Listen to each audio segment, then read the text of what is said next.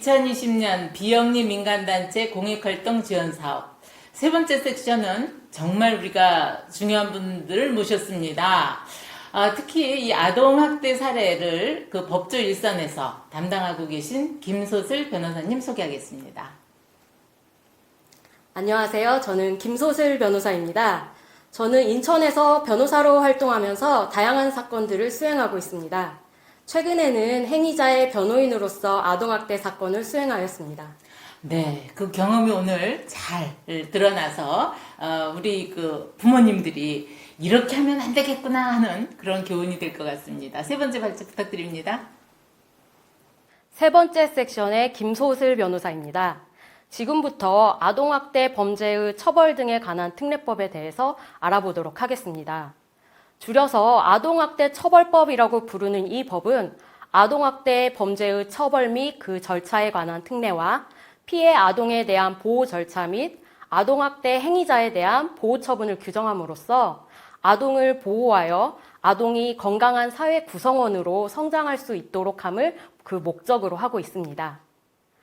아동학대 처벌법에서 규정하는 아동이란 만 18세 미만의 사람을 뜻하고요.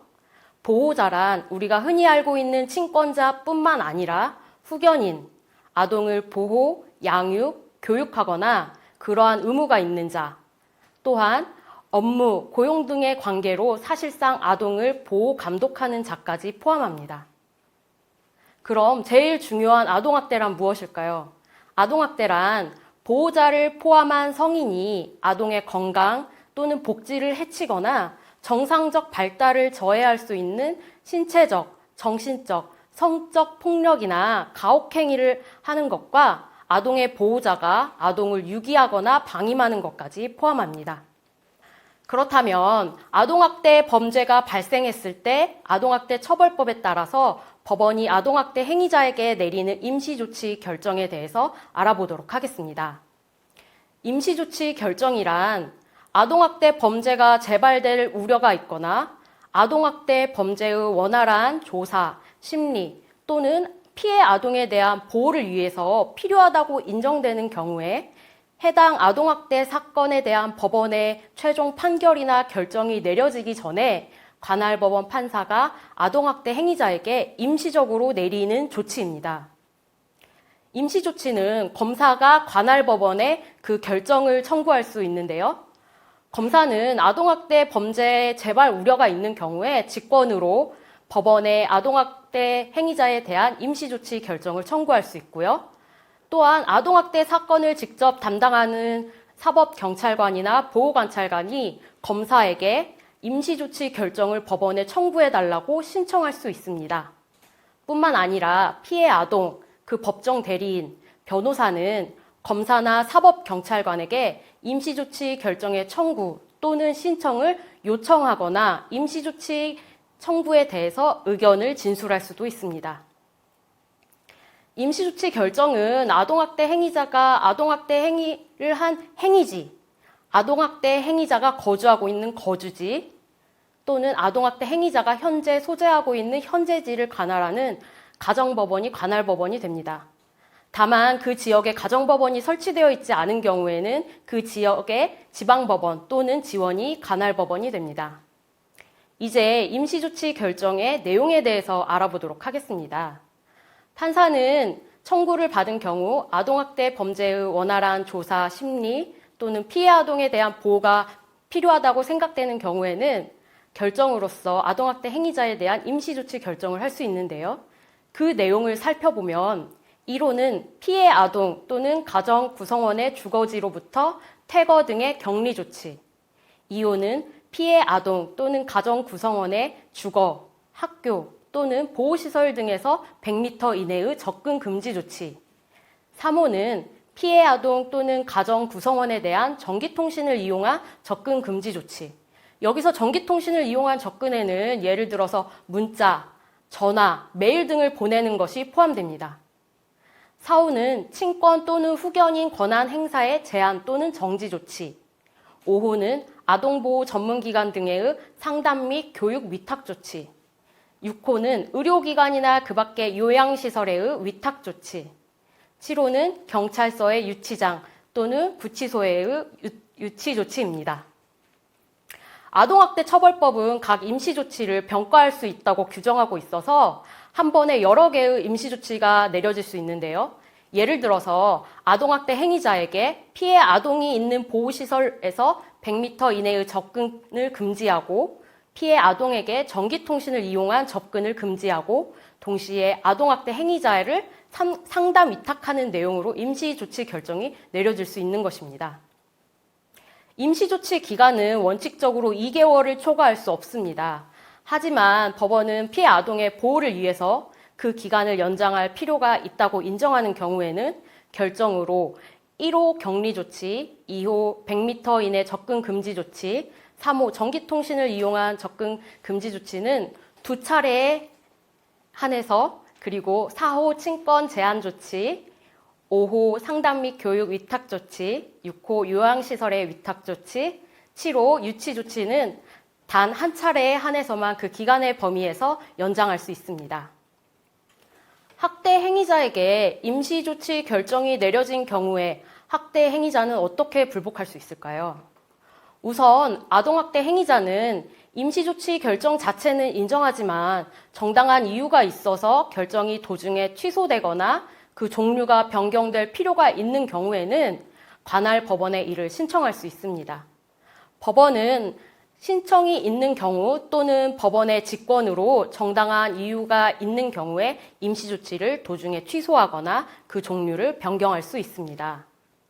반면에 임시조치 결정에 영향을 미칠 법령 위반이 있거나 중대한 사실 오인이 있는 경우 또는 그 결정이 현저히 부당한 경우에 이에 불복하기 위해서는 가정법원 본원 합의부에 항고할 수 있습니다. 가정법원이 설치되지 아니한 지역에서는 지방법원 본원 합의부에 항고해야 합니다. 항고를 하기 위해서는 그 결정을 고지받은 날부터 7일 이내에 항고장을 임시조치 결정을 한 바로 그 원심 법원에 제출해야 되는데요. 일반적으로 결정을 고지받은 날이라 함은 법원에서 결정문을 등기 우편으로 송달했을 경우에 그 우편이 도달한 날을 말합니다. 항고장을 접수받은 원심 법원은 3일 이내에 기록을 항고법원인 가정법원 본원 합의부로 보내게 되는 거죠. 항고법원은 항고장과 항고 이유서 등 제출된 서면들을 검토해서 학대 행위자의 항고 절차가 법률에 위반되었거나 항고가 이유 없다고 판단하는 경우에는 항고 기각 결정을 내리게 됩니다. 반대로 항고가 이유 있다고 인정하는 경우에는 원래 내려졌던 임시조치 결정을 취소하고 사건을 원심 법원에 환송하거나 적절한 다른 관할 법원에 이송하는 결정을 하게 됩니다. 그런데 이 경우에 환송 또는 이송하게 되면 사안이 너무 급박하거나 그 밖에 필요하다고 인정할 때에는 항고법원이 스스로 원래의 임시조치 결정을 파기하고 스스로 적절한 임시조치 결정을 하거나 아예 임시조치를 하지 아니한다는 결정을 할 수 있습니다. 항고기각 결정에 대해서는 그 결정이 법령에 위반된 경우에만 대법원에 재항고를 할 수 있습니다. 중요한 것은 항고와 재항고는 임시조치 결정의 집행을 정지하는 효력이 없습니다. 따라서 항고 또는 재항고를 하더라도 이미 내려진 임시조치 결정의 집행은 계속됩니다. 항고와 재항고에 대한 심리기일은 따로 열리지 않고 항고법원은 제출된 서면들을 보고 판단을 하게 되는 것입니다. 임시조치 결정에 대한 항고 과정에서 피해 아동들의 진술이 담긴 진술 녹취서 또는 참고인 진술조서 등의 증거 기록에 대한 열람 등사가 가정법원의 재량에 따라 허용되지 않는 경우가 많습니다. 이는 아동 및 아동의 진술 보호를 위한 것인데요. 이것도 매우 중요합니다. 하지만 만에 하나 중대한 사실 오인으로 억울하게 아동학대 행위자가 임시조치 결정을 받게 된 경우라면 이와 같이 증거기록 열람 등사 불허가로 인해서 행위자의 방어권 행사와 실체적 진실 발견에 큰 어려움을 겪게 됩니다. 임시조치 결정으로 인해서 행위자가 더 이상 아동과 접촉할 가능성이 없는 경우라면 행위자의 방어권 행사를 위해서 증거 기록에 대한 열람 등사를 더욱 폭넓게 허용할 필요가 있어 보입니다.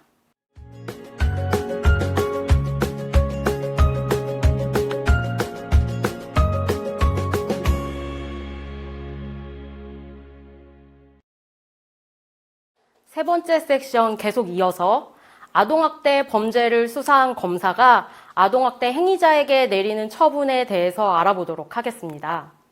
첫째로는 검사는 아동학대 행위자에게 기소 처분을 할 수 있습니다. 기소란 검사가 법원에 대하여 특정한 형사사건의 재판을 청구하는 소송 행위인데요. 이를 공소의 제기라고도 합니다. 아동학대 사건을 수사한 검사가 기소 처분을 하게 되면 아동학대 행위자는 법원에서 피고인으로서 아동학대 범죄에 대한 재판을 받게 됩니다. 둘째로 검사는 아동학대 처벌법에 따라 조건부 기소유예 처분을 할 수 있습니다.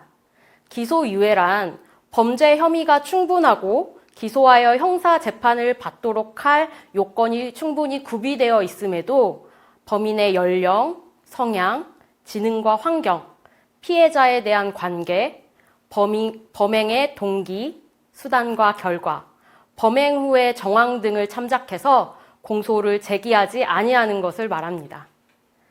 아동학대 처벌법 규정에 따르면 아동학대 범죄를 수사한 검사는 사건의 성질, 동기 및 결과, 그리고 아동학대 행위자와 피해 아동의 관계, 아동학대 행위자의 성행, 그리고 개선 가능성, 원가정 보호의 필요성, 마지막으로 피해 아동 또는 그 법정 대리인의 의사를 고려해서 필요하다고 인정하는 경우에는 아동학대 행위자에 대해서 상담, 치료 또는 교육을 받는 것을 조건으로 기소유예 처분을 할 수 있습니다. 마지막으로 검사는 사건을 아동보호 사건으로 송치 처리할 수 있습니다. 아동학대 사건을 수사한 검사는 마찬가지로 아동학대 행위자의 성행 개선 가능성, 원가정 보호의 필요성, 피해 아동의 의사 등등을 고려해서 아동학대 행위자에게 조건부 기소유예 처분을 하는 것보다는 법원에 보호 처분을 하는 것이 더 적절하다고 인정하는 경우에는 아동보호 사건으로 송치 처리할 수 있습니다.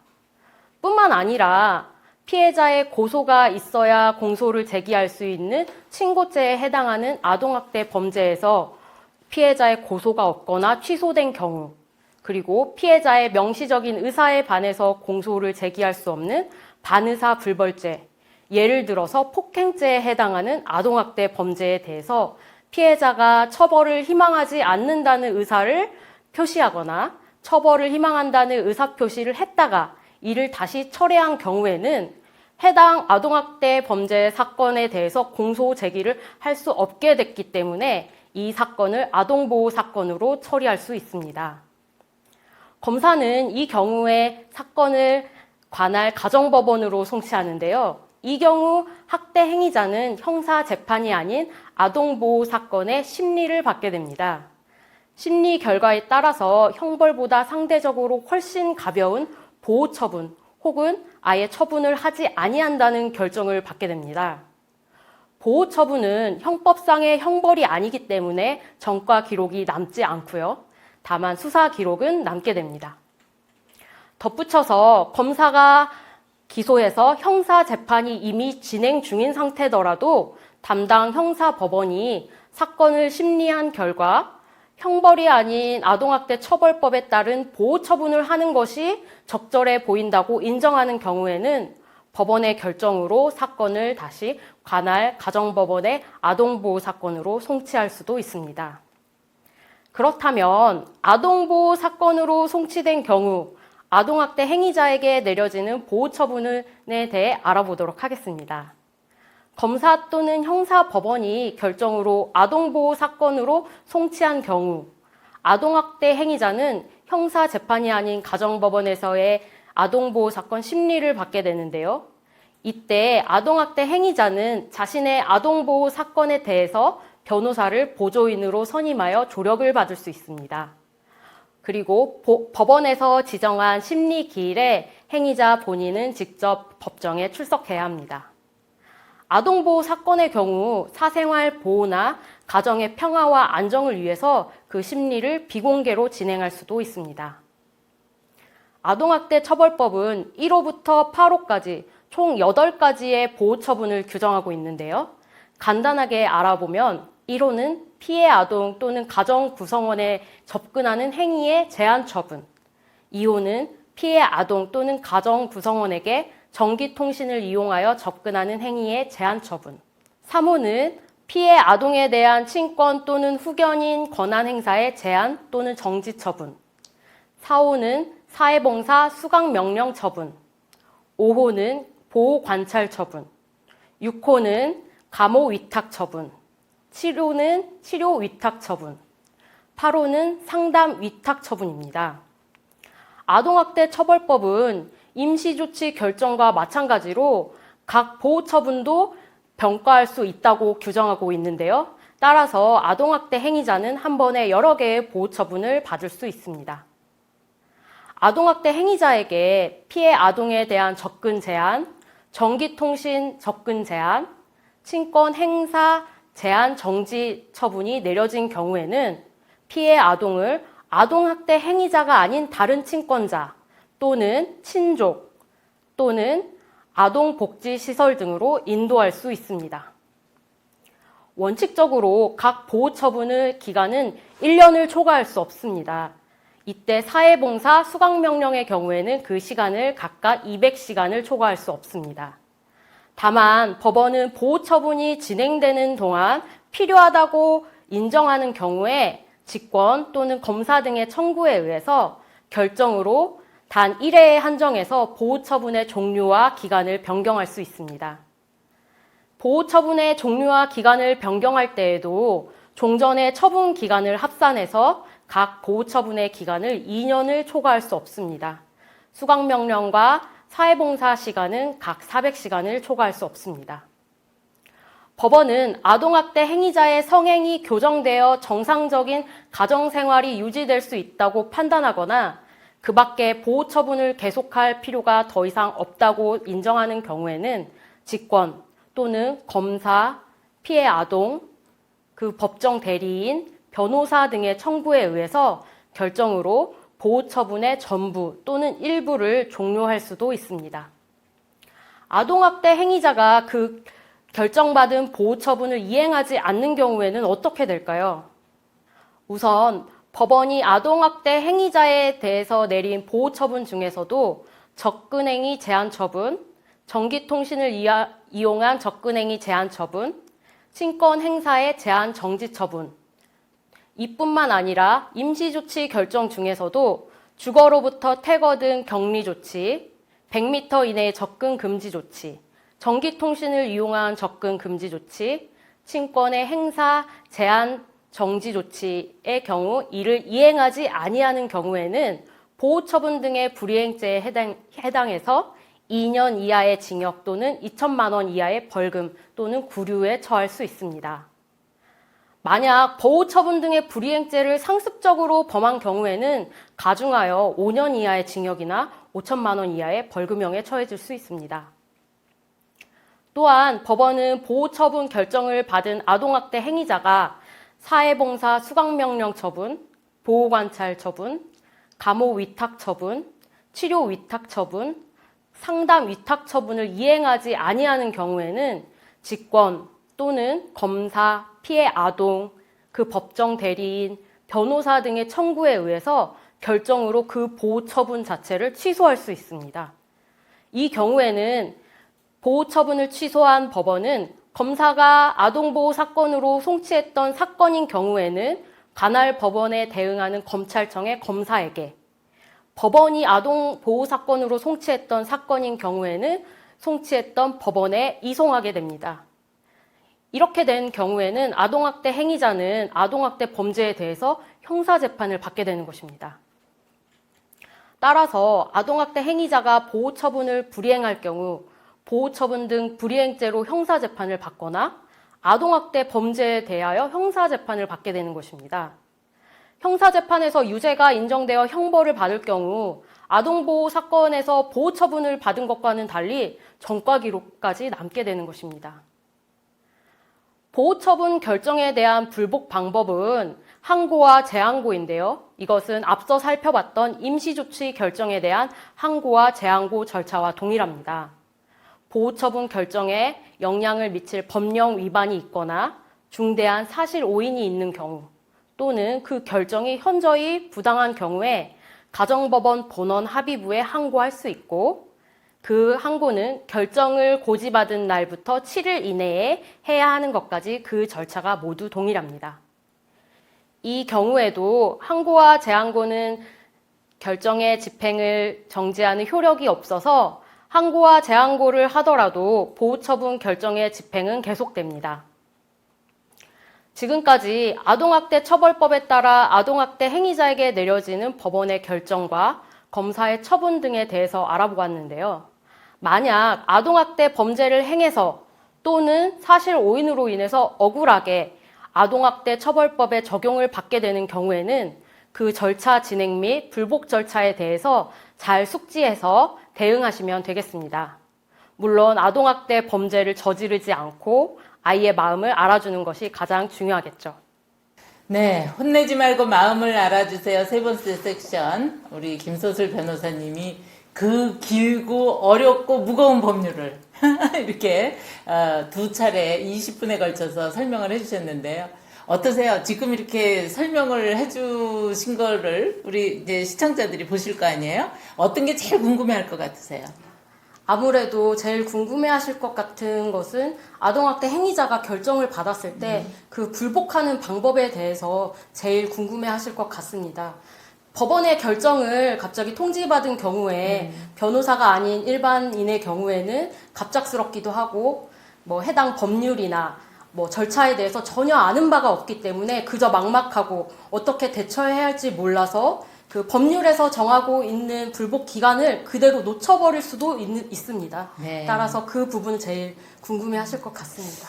예, 오늘 그 김수슬 변호사님이 이 절차에 대해서 물론 이제 법률 용어라 좀 어렵게는 느껴지셨을 수 있겠습니다만 제일 핵심적인 게 지금 이제 말씀 주신 거와 마찬가지로 불복 절차. 이 법이라고 하는 것은 그 기간을 지나고 나면 어떻게 해볼 방법이 없는 경우가 종종 있거든요. 그래서 혹시 이런 문제가 대응이 되면 전문가의 상담을 받으시는 게 좋겠다는 이런 말씀으로 대신하겠습니다. 수고하셨습니다.